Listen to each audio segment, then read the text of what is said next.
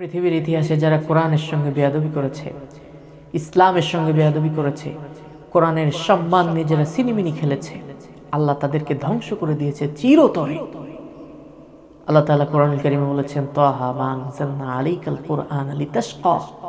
হে নবী, কোরআনকে এই জন্য তোমার কাছে পাঠাই নাই যে তুমি হতভাগা হবে, দুর্ভাগা হবে, বরং কোরআন কেন পাঠাইছি? যে কোরআন যারা মানবে, কোরআন যারা অনুসরণ করবে, কোরআনকে যারা সম্মান করবে, মর্যাদা দিবে, আমি তাদের সম্মান মর্যাদাকে আকাশচুম্বী বাড়িয়ে দিব। কে ছিল ওমর? রাসূলের মাথা কাটার জন্য আসছিল। সেই ওমরের সম্মান আল্লাহ কোথায় নিয়ে গিয়েছে? একক সিদ্ধান্ত নিয়েছে 22 জায়গায় জীবদ্দশায় রাসূল সাল্লাল্লাহু আলাইহি ওয়াসাল্লামের সময়। একক সিদ্ধান্তে আল্লাহ তাআলা 22 জায়গায় কোরআনের আয়াত নাজিল করে ওমরের সিদ্ধান্তকে সঠিক বলেছেন। রাসূল করিম সাল্লাল্লাহু আলাইহি ওয়াসাল্লাম ওমরের সম্পর্কে বলেছেন, লাউ কানা নাবিয়্যাম মিন বাদি লাকানা ওমর। আমার পরে কোনো নবী নেই, কিন্তু যদি কোনো নবী থাকতো সেই সম্মান মর্যাদা আল্লাহ তাআলা ওমরকে দান করত। পৃথিবীর ইতিহাসে আপনাকে খুব বেশি দূরে যেতে হবে না। আমি ছোট্ট একটা ঘটনা যদি আপনাদেরকে বলি, 1999 সালে তুরস্কে যে ভূমিকম্পটা হয়েছিল, আমি মাঝে পত্রিকাতে এই ঘটনাটা যখন দেখেছি, পড়েছি, আমার গায়ের লোম সোজা হয়ে গিয়েছে।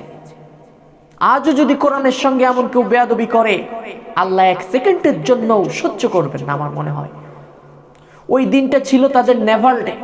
30 জন আমেরিকান জেনারেল, এরপরে তুরস্কের 30 জন জেনারেল, এরপরে ইসরায়েলি ক্যাপ্টেন, উচ্চ পদস্থ কর্মকর্তা যারা ছিল, তারা একটি সমুদ্রের পাশে একটি কনভেনশন হল বা একটা হোটেলে তারা চিন্তা করলো যে এখানে আমরা এই নেভাল ডে উপলক্ষে একটা কনসার্টের আয়োজন করব। এভাবে ভিআইপি সিআইপি যারা ছিল সবাই সেখানে হাজির হলো। নাচ হবে, গান হবে, উলঙ্গ নারীদেরকে নিয়ে ডান্স হবে। এভাবে চলতে থাকলো। শুরু হলো অনুষ্ঠান। হঠাৎ করে একজন জেনারেল উঠে দাঁড়ালেন।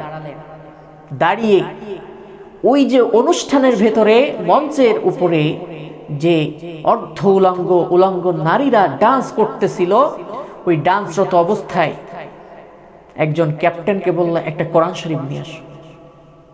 আমি যখন পড়ছিলাম আমি অবাক হয়েছি। আশ্চর্য কথা, মানুষের এত বড় সাহস হয় কিভাবে? কোরআন যখন আনা হলো, কোরআন ছেঁড়া শুরু করলো। নাউজুবিল্লাহ। কোরআনের পাতা ওই অর্ধ উলঙ্গ নারীদের পায়ের নিচে বিছিয়ে দিল, ছিঁড়ে ছিঁড়ে। ডান্স হচ্ছে, কোরআনের পাতার উপরে এভাবে তারা মদ পান করতেছে, আর ডান্স চলতেছে, গান চলতেছে।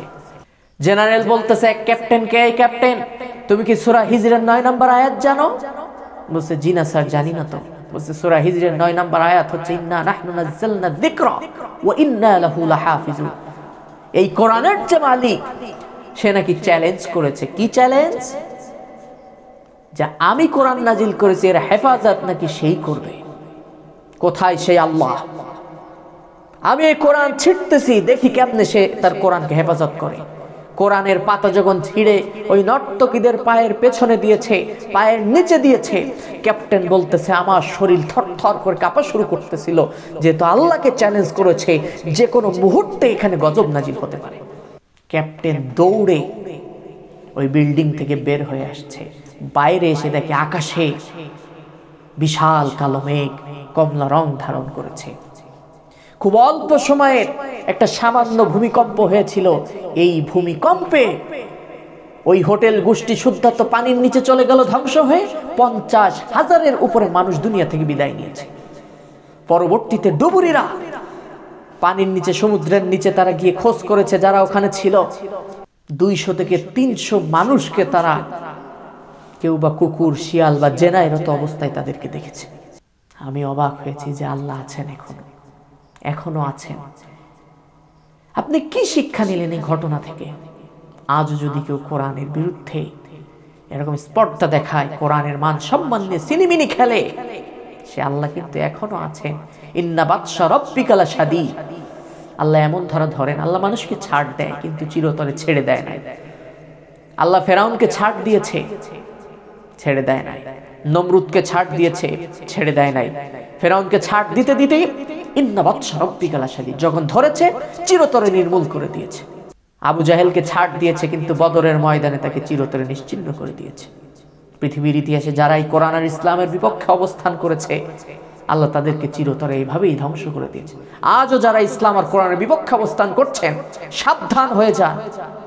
আল্লাহ দেখছেন, আল্লাহ আছেন। যে কোনো মুহূর্তে আপনার উপর গজব আসতে পারে, এবং আল্লাহ যখন আপনাকে ধরবে, ইন্না বাতশা রাব্বিকা লাশাদীদ, যেভাবে এই যে 17 বৎসরেরা মানুষের উপর জুলুম করছে, অত্যাচার করেছে, তাদেরকে যেভাবে গোষ্ঠী সুদ্ধা নির্মূল করেছে, ঠিক এভাবেও কিন্তু আপনাকে ধ্বংস করে দিবে আল্লাহ। এমন ধরা ধরবে যে আপনার কোনো পৃথিবীতে চিহ্নই আল্লাহ তাআলা রাখবেন না। সুতরাং কোরআনের পক্ষে, ইসলামের পক্ষে আমাদের সকলকে অবস্থান করতে হবে, তা না হলে কিন্তু আল্লাহর গজব থেকে বাঁচতে পারবো না।